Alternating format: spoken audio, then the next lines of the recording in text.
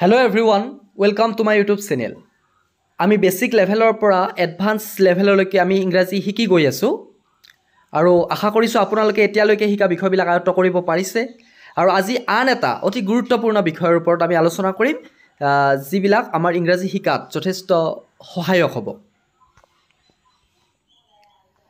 Spoken English class 9 spoken ইংলিশৰ নৱম ক্লাছত আপোনালোক সকলোকে স্বাগতম জনাইছো।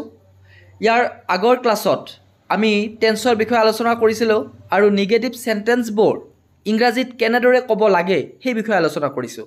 যদি আপোনালোকে ভিডিঅ'বিলাক চোৱা নাই তেতিয়াহ'লে প্লেলিষ্টত গৈ ভিডিঅ'বিলাক চাই ল'ব পাৰিব।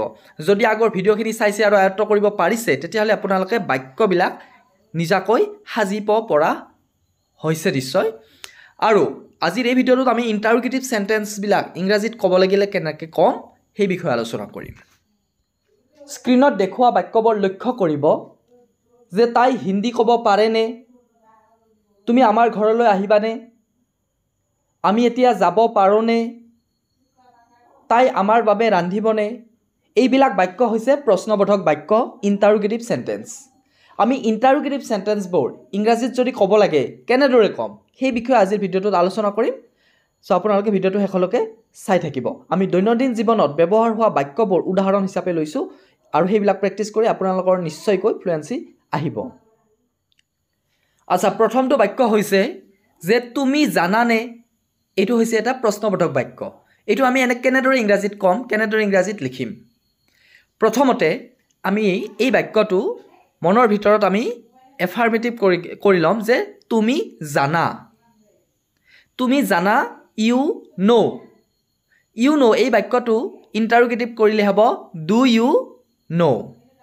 অৰ্থাৎ উত্তৰটো পালোঁ আমি ডু ইউ নো। একেদৰে তুমি চাহ ভাল পোৱা নে, মনতে ভাবিম তুমি চাহ ভাল পোৱা, ইউ লাইক টি। ইণ্টাৰোগেটিভ কৰিলে ডু ইউ লাইক টি। এনচাৰটো সুন্দৰ ওলাই পৰিব। অৰ্থাৎ আমি যদি প্ৰশ্নবোধক বাক্যটো মনতে আমি এফাৰ্মেটিভ কৰি লওঁ আৰু তাৰপিছত তাক ইণ্টাৰোগেটিভ কৰোঁ তেতিয়াহ'লে আমি এনচাৰটো লিখিব পাৰোঁ যে তুমি মোক লগ কৰিবানে। আমি মনতে কি ভাবিব লাগিব, তুমি মোক লগ কৰিবা। You will meet me. সেইটো ইণ্টাৰোগেটিভ কৰিলে will you meet me, will you meet me, তুমি মোক লগ কৰিবানে। এই প্ৰশ্নবোধক বাক্যটোৰ এনচাৰ ওলাই পৰে।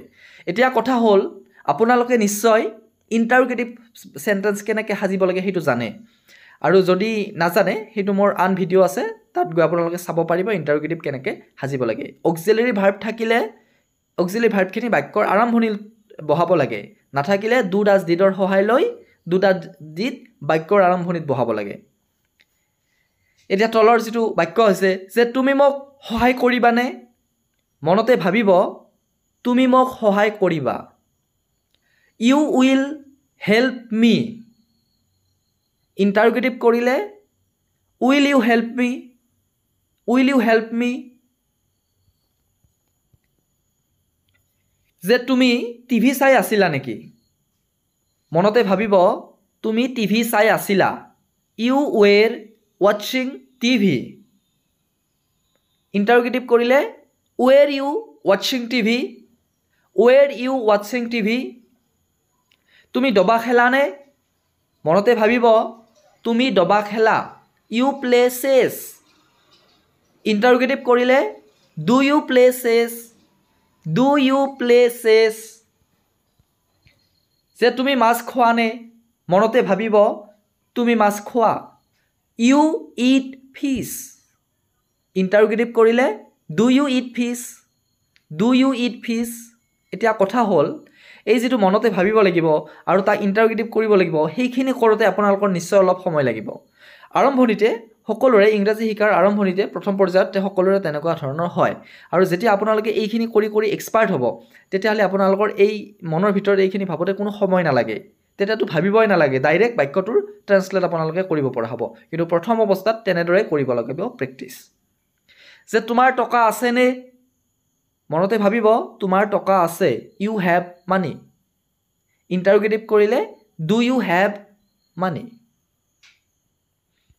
গতিকে সো যিসকল মোৰ এই চেনেলটোত নতুন আপোনালোকে চেনেলটো ছাবস্ক্ৰাইব কৰিব আৰু ভিডিঅ'টোত লাইক কৰিব এতিয়া মই কেৱল স্ক্ৰীনত থকা এনসাৰটোৱে কৈ যাম আপোনালোকে মনৰ ভিতৰত প্ৰেক্টিছ কৰিব প্ৰেক্টিছ আপোনালোকে কৰি ল'ব মই কেৱল এনসাৰটো কৈ যাম যে তোমাৰ গাড়ী আছেনে ডু ইউ হেভ এ কাৰ আৰু এই বাক্যবোৰ যিমানে বেছি প্ৰেক্টিছ কৰিব সিমানে বেছি আপোনালোকে ফ্লুৱেণ্ট হৈ যাব মনত ৰাখিব এইটো যে তোমাৰ বন্ধু আছেনে do you have friends do you have friends তুমি মোক জানানে do you know' me do you know' me তুমি মোক অলপ টকা ধাৰলৈ দিবানে will you lend me some money will you lend me some money তুমি বুজি পাইছানে do you understand do you understand তুমি তাত যোৱানে do you go' there do you go' there তুমি এইটো কিনিবানে will you buy it will you buy it যে তোমালোকে ডান্স কৰি ভাল পোৱানে do you like to dance do you like to dance যে তোমালোকে মাংস খোৱানে do you eat meat do you eat meat তোমালোকে স্কুললৈ যোৱানে do you go' to school do you go' to school তোমালোকে যুদ্ধ কৰিব বিচাৰা নেকি do you want to fight do you want to fight সি সদায় পঢ়েনে ডাজ হি ষ্টাডি ৰেগুলাৰলি বা ডাজ হি ষ্টাডি ডেইলি সি তাৰ ভায়েকৰ লগত খেলেনে does he play with his brother does he play with his brother সি বজাৰলৈ যায়নে ডাজ হি গ' টু মাৰ্কেট ডাজ হি গ' টু মাৰ্কেট তাই ইয়ালৈ আহেনে ডাজ শ্বি কাম হিয়াৰ ডাজ শ্বি কাম হিয়াৰ